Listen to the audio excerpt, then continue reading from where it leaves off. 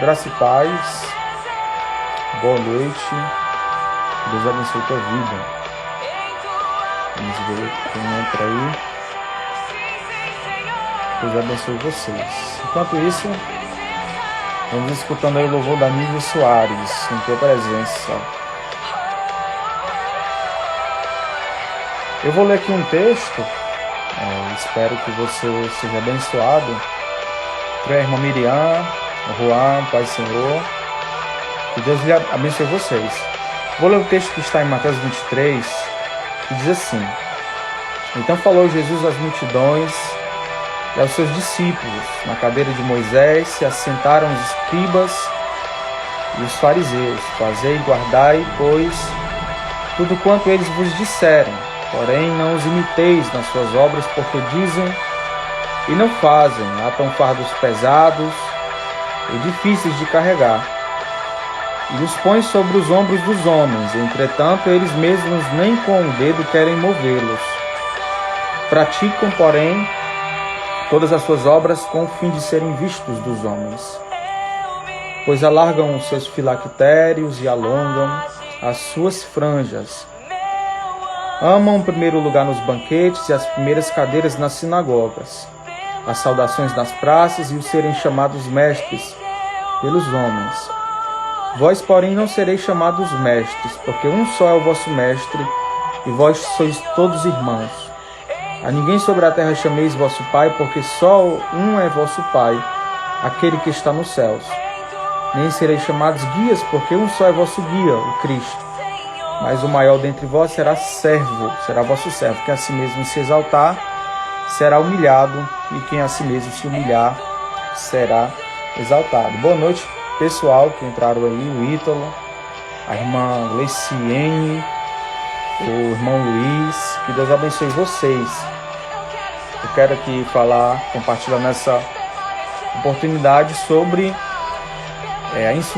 a insuficiência da religião e a insuficiência dos métodos humanos em tentar agradar a Deus.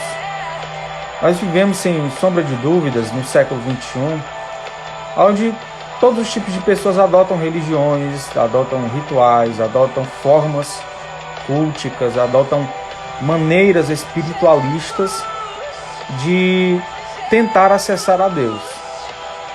Mas nós que somos cristãos, protestantes, nós cremos que a Bíblia ela é o manual para nos ligar a Deus, para nos ensinar como devemos nos ligar, nos conectar a Deus. E a Bíblia diz que uma das formas que Deus não se agrada, que Deus ele não está acessível, é através da religião. A religião em si, ela é boa. A religião em si, ela tem um conteúdo bom. Mas a religião, ela não consegue tratar o problema na raiz. A religião é apenas um costume, apenas uma forma de se colocar diante de Deus. Tiago fala que existe uma religião verdadeira, que é cuidar dos órfãos, das viúvas e escapar das contaminações do mundo. Essa é a verdadeira religião. Se alguém não pratica essa religião, a sua vida cristã ela é faltosa. Mas existia no tempo de Jesus uma religião que desagradava. Foi essa religião que conspirou contra ele e conseguiu a morte dele, conseguiu crucificá-lo devido à inveja que eles tinham de Cristo. E eu quero falar sobre a nossa vida cristã, o nosso cotidiano cristão, e como nós somos surpreendidos pela religião sem perceber.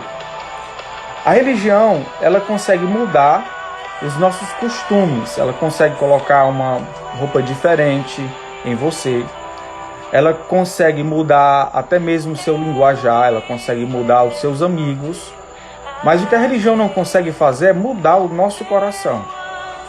Em Romanos capítulo 10, Paulo diz assim, Paulo falando sobre os seus compatriotas, ele diz assim: Irmãos, a boa vontade do meu coração e a minha súplica a Deus a favor deles, falando dos israelitas, são para que sejam salvos, porque lhes dou testemunho de que eles têm zelo por Deus, Então a religião, ela consegue ter algum tipo de apego, algum tipo de zelo a Deus.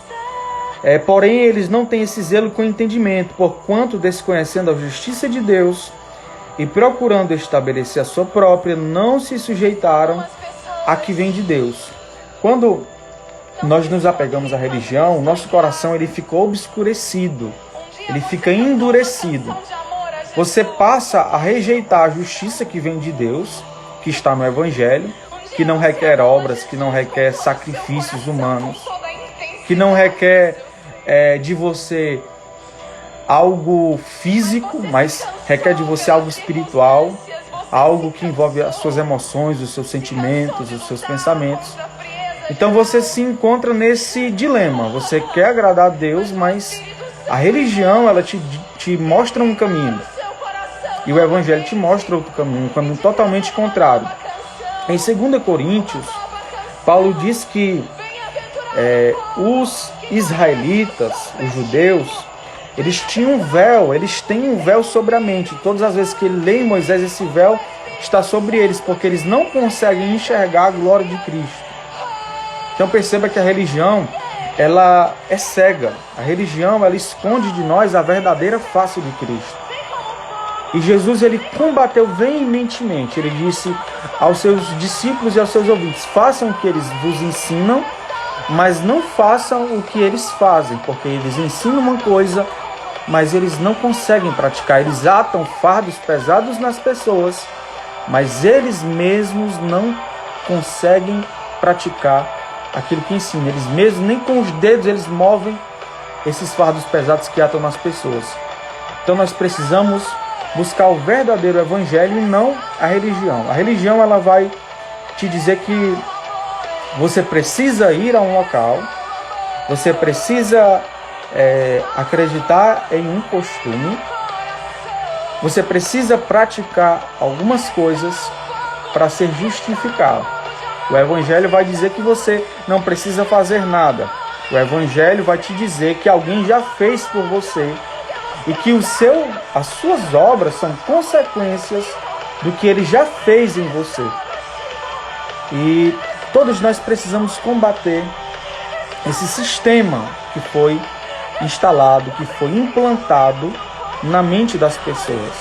Muitas vezes eu fui pregar para algumas pessoas e elas diziam para mim: eu só vou à igreja, eu só vou para o caminho dos crentes quando eu deixar de beber, quando eu deixar de fumar, quando eu deixar de me prostituir, porque há na mente das pessoas que são elas que provocam a mudança no coração, são elas que provocam uma nova vida, são elas que mudam o seu destino, quando a Bíblia diz que não é assim. Não sou eu quem mudo, não sou eu quem me salvo de mim mesmo. Eu não consigo me salvar. A mensagem do Evangelho é que nós não conseguimos mudar a nossa realidade. Nós precisamos de alguém superior, nós precisamos de um Deus superior. E aqui em Mateus 23, Jesus está falando disso. Ele encontrou grande incredulidade nos religiosos de sua época. A Bíblia diz que eles tinham uma piedade aparente. Em Mateus capítulo 5, 6 e 7, a Bíblia fala sobre essa religião. Eles davam esmolas, mas não eram para fazer aquilo para Deus. Era para que as pessoas vissem que eles eram piedosos. Eles oravam não para que Deus aceitasse ou para que Deus ouvisse, mas para que as pessoas vissem que eles oravam. Eles não jejuavam para serem agradáveis a Deus, mas para que as pessoas vissem. Então existe um desafio muito grande. Nós precisamos correr da fé, correr da espiritualidade que apenas visa o público. É claro que a nossa fé deve ter fins públicos, mas eu preciso ser alguém diferente dentro do meu coração. Eu preciso provar a mim mesmo no meu coração para ver se eu estou na fé, para ver se eu estou agradando a Deus. É isso que o Evangelho prega, é isso que Cristo e essa mensagem que ele trouxe, ele prega. Ele diz que se eu odiar o meu irmão, melhor é ir ter com ele e pedir perdão e me desculpar com ele do que apresentar uma oferta. Melhor do que praticar algo, eu entender o propósito daquilo que eu estou praticando. Entrou aqui a Camila, entrou a Aurilene, Pai do Senhor, entrou o Del, entrou aqui o Thales Galdino. Abraço, Thales. Deus abençoe você, gente. Então, a religião, ela consegue mudar o nosso estado exterior, né? Você consegue sim mudar o seu estado exterior, até algum sentido você consegue ser uma pessoa ética, educada. Mas o problema nosso não está no exterior. O problema maior que temos está no nosso coração. E no coração, somente o Espírito Santo ele pode operar uma transformação. Somente o Espírito Santo ele pode mudar as intenções, os pensamentos que há no nosso coração, arrancar a ignorância, arrancar a maldade, a crueldade, a inveja, a impureza. Isso nenhum método religioso consegue tirar de nós. Por exemplo, como é que eu sei que eu estou me tornando religioso?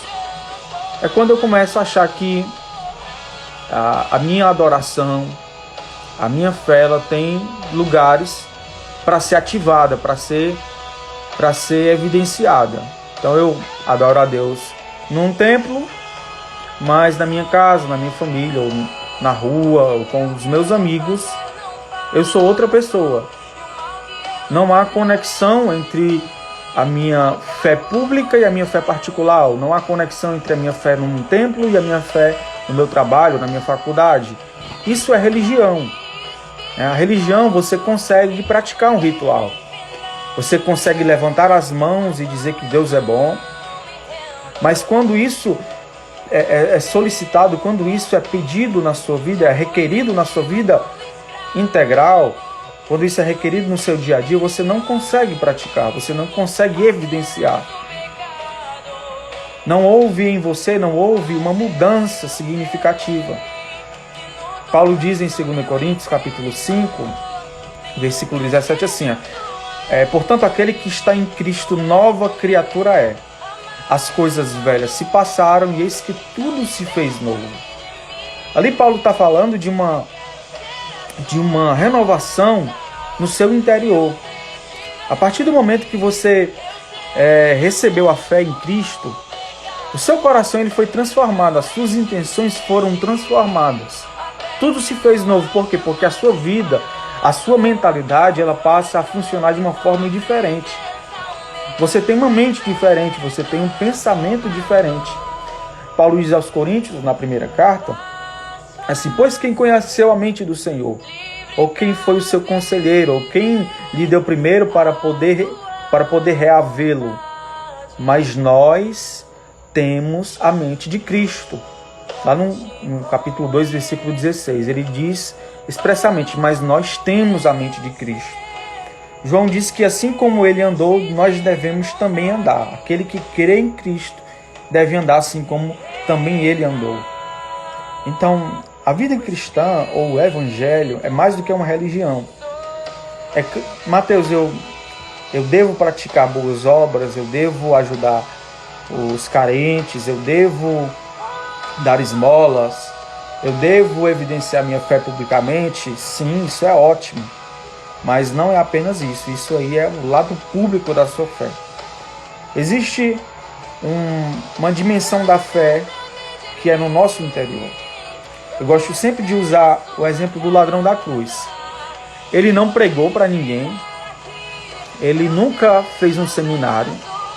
Ele nunca ceou, pelo menos não até aquele momento. Ele nunca foi em um templo, pelo menos nós não sabemos. Mas ele creu em Cristo e foi justificado. Jesus disse, hoje mesmo estarás comigo no paraíso. Então a fé que Deus requer de nós é uma fé confiante. Não é obras, não são obras. As obras, elas são consequências da nossa fé. Então nós precisamos entender o que é o reino de Deus. O reino de Deus não é comida, o reino de Deus não é bebida, o reino de Deus é paz, é alegria, é poder no Espírito Santo. O reino de Deus é uma mentalidade transformada. Não adianta nada eu deixar de falar com as pessoas. Não adianta nada eu mudar minha roupa. Não adianta nada eu ir todos os dias para o templo, mas continuar invejando, continuar assassinando com a minha língua. Não adianta nada eu falar em línguas, mas não controlar a minha bendita língua. A fé que Deus requer de nós é uma fé no nosso coração.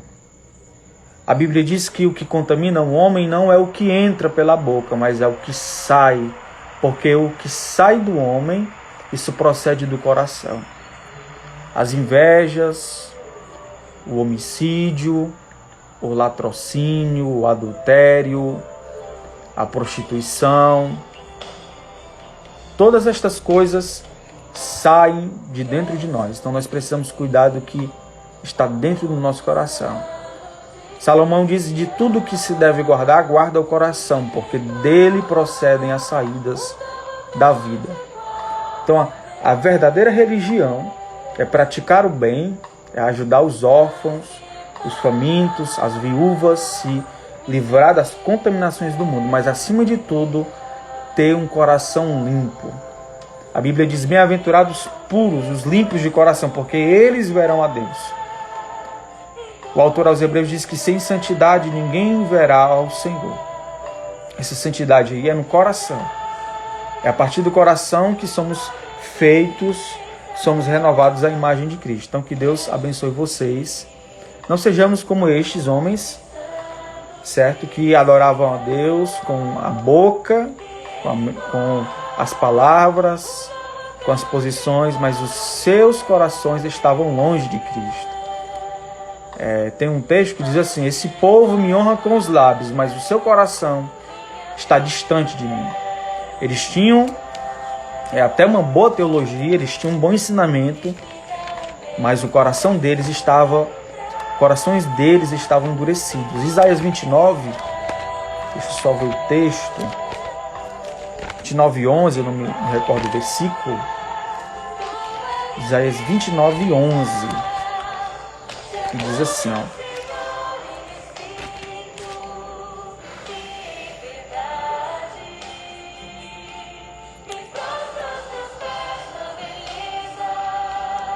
a santidade. Pronto, Isaías 29:13 diz assim: o Senhor disse: visto que este povo se aproxima de mim com a sua boca e com seus lábios me honra, mas o seu coração está longe de mim. O seu temor para comigo consiste só em mandamentos de homens, que maquinalmente aprendeu. Continuarei a fazer obra maravilhosa no meio deste povo, sim, obra maravilhosa e um portento.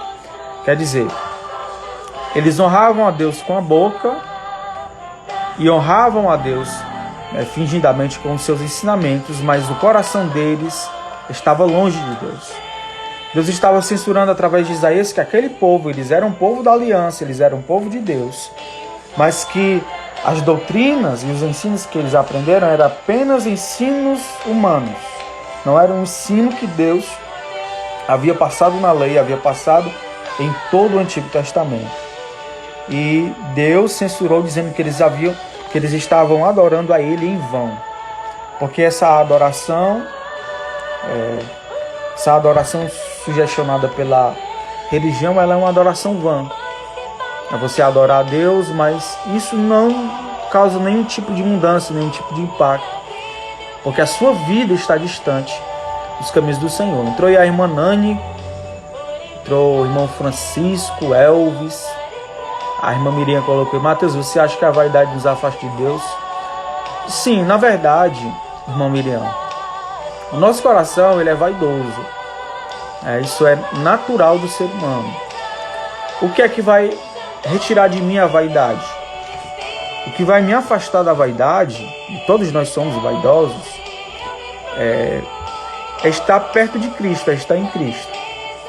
A santificação ela vem através do nosso relacionamento com Cristo. Jesus diz assim: aprendei de mim que sou manso e humilde de coração. Então, a humildade ela é a partir de um relacionamento sincero com Cristo. Paulo, lá na segunda carta aos Coríntios, ele orou 3 vezes ao Senhor pedindo que o Senhor retirasse dele um espinho que havia na carne dele. Os estudiosos se debatem entre si, tentando rastrear o que seria esse espinho na carne de Paulo. Alguns diziam que era uma doença, alguns dizem que era uma mulher, alguns teólogos mais extremistas. Outros dizem que era o passado de Paulo, mas a grande parte dos teólogos, os mais respeitados, acreditam que era uma doença que Paulo tinha. E Deus respondeu a Paulo dizendo que não ia retirar aquele espinho dele, porque o poder de Deus se aperfeiçoa na fraqueza, e que aquele espinho iria permanecer, porque aquele espinho ele causaria em Paulo um louvor maior a Deus. O poder de Deus ia se aperfeiçoar naquela situação, na vida de Paulo.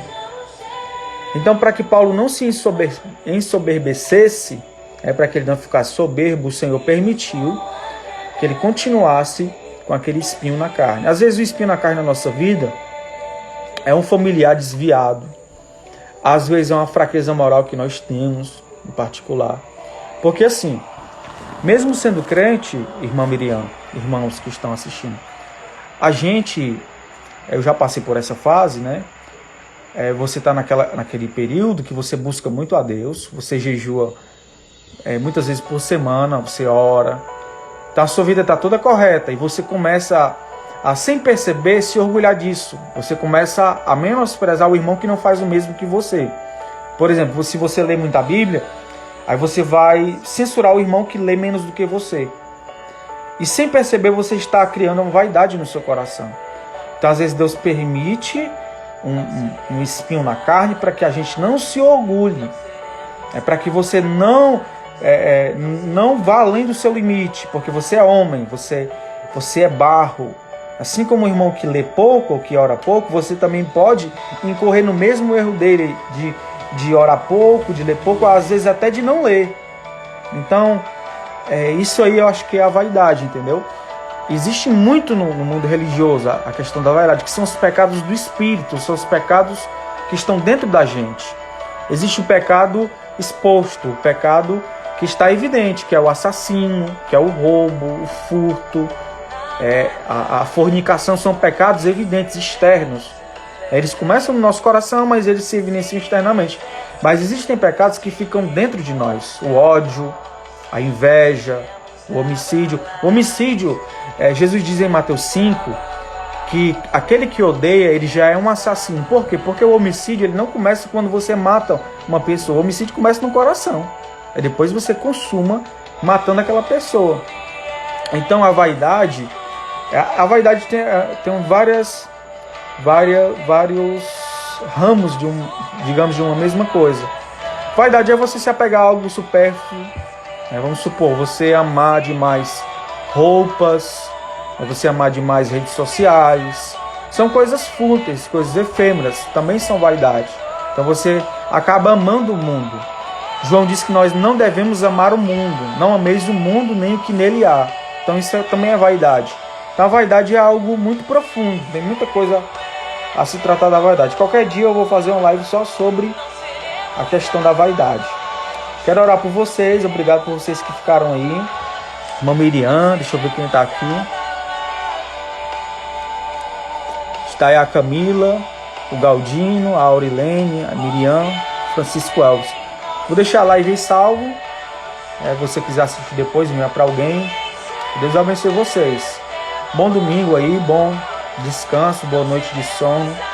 Para você que vai começar uma semana de trabalho, faculdade. Deus abençoe vocês. Eu vou orar aqui por vocês. Espero que vocês recebam essa oração, tá bom?